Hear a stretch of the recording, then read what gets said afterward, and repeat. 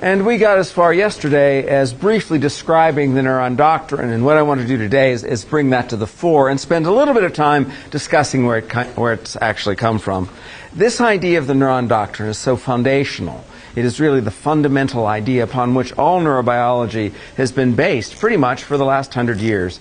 And so I want to spend a little bit of time talking about where it came from and the struggles to determine it. And so we'll start here simply with this definition, which is that the neuron is the fundamental structural and functional unit of the nervous system.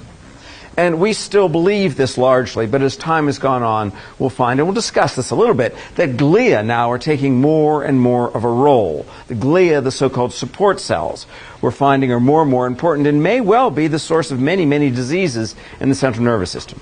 In fact, as we look deeper and deeper into many neurologically based and particularly the forms of disease where we get neurodegeneration. Neurodegenerative diseases look in many ways to be involved with the glia rather than the neurons, and so we'll talk about that a little bit. But nonetheless, to think about how the nervous system functions, we tend to drill down into the neuron, trying to understand how the neuron serves as a signaling cell, and we're going to spend a lot of time on that.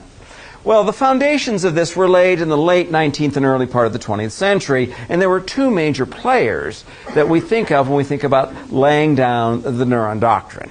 And the first one is a guy named Santiago Ramon y Cajal. And Cajal was working in Spain. Cajal was this fellow who was working in the outskirts of the science community. His rival was a guy named Camillo Golgi. Camillo Golgi was in the thick of the heart of academics in biology at the time. He was a pathologist at Pavia University. He was a highly regarded pathologist. And he had, in fact, spent years developing something called the Golgi stain. And we'll talk a little bit about that. The irony of this story is that Golgi develops the Golgi stain. It's a breakthrough in terms of how one could study the nervous system. But then Cajal, Ramon y Cajal, takes the Golgi stain and transforms the way we think about nervous systems. And the way he did this was to very carefully do anatomical experiments to try to sort out the structure of parts of the nervous system. And Golgi looked through similar microscopes. He used similar stains and came to very different conclusions. And as we alluded to yesterday, the two great schools of thought at the time, one was called the reticularists, the other was called the cellularists. The reticularists said everything is tied together. It's just one big gamish. Every neuron is connected to every other neuron by a series of pipes, and there's cytoplasmic bridges everywhere. The cellularists said, no, they're separate cells. And that understanding of the idea of separate cells guided neurobiology, has guided neurobiology since that time, and we'll see where that came from.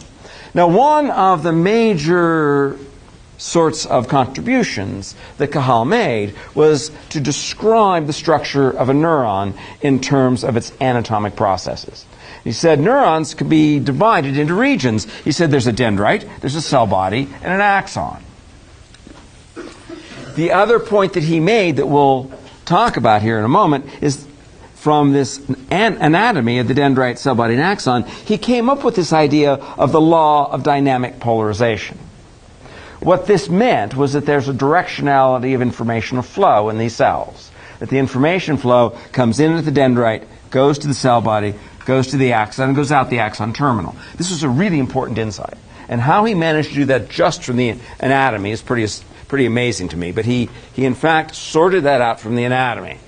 Then as time has gone on, and as we began to understand the distribution of ion channels and the different kinds of ion channels in different portions of the neuron, this nomenclature has started to evolve. And the nomenclature that we're dealing with here now is what we're going to call a functional description. And the functional description is going to be the input, the conductal, and the output regions. And as we work our way through this, we'll find that what really distinguishes the input, conductal, and output regions are the kinds and the characteristics of the transmembrane protein channels that are in those sites. We won't mention it so much today, but we'll drive home the idea later on that the input region is characterized by a kind of channel called a ligand-gated channel. And a ligand-gated channel is a channel that opens in the response to a neurotransmitter. Ligand meaning to tie. And we'll spend a lot of time talking about the idea of how neurotransmitters tie or bind, much as we talked about hormones and their receptors, that the neurotransmitter will act and bind to a receptor, and this will be in the input region. Then the long-distance conductile region is going to be characterized by voltage-gated channels. And these are channels that have a threshold.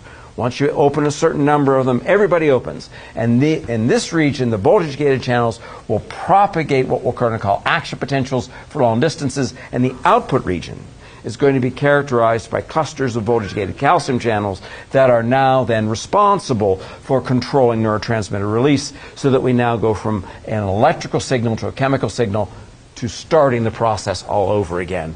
And what we find then in this anatomical arrangement, much to as what Cahal pointed out, is that we have a kind of daisy chain of cells.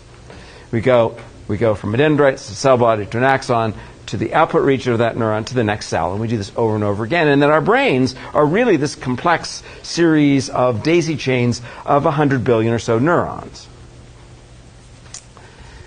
So then, what we'll do from there is think about the cell biology of neurons. And we've touched on this topic. We've spent a little time on this when we talked about the cytoskeleton, because this is where the cytoskeleton was first really worked out. And the ideas of the cytoskeleton arose from the complications neurons have in terms of the logistics of an asymmetric cell. Now, one of the characteristics that I think you may remember from the discussion of the microtubules is that they're oddly shaped cells. They have a small, relatively small neuronal cell body where all the protein synthesis occurs, and then they have a great long extension out of that may be meters long.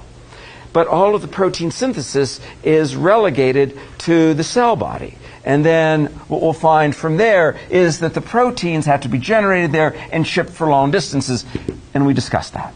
So we'll briefly go through the idea of fast axoplasmic transport, because that's the idea of microtubule and kinesin-based transport. But one of the issues that arose soon after discovering this is that proteins move in two different groupings.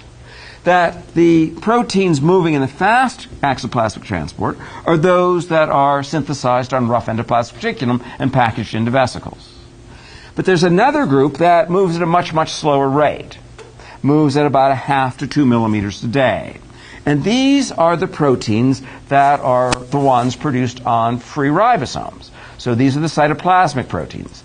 They include the actin, they include the tubulin, they include the kinesin, they include all manner of these proteins that are in the cytoplasm, and they're moving at a much slower rate. And I'll tell you a little bit about the experiments that separated these, and then I'll tell you about the peculiarity of how these guys are different from these. And we'll see it turned out to be a pretty surprising turn of events. And then finally, of course, I'll talk about the experiments that developed those ideas.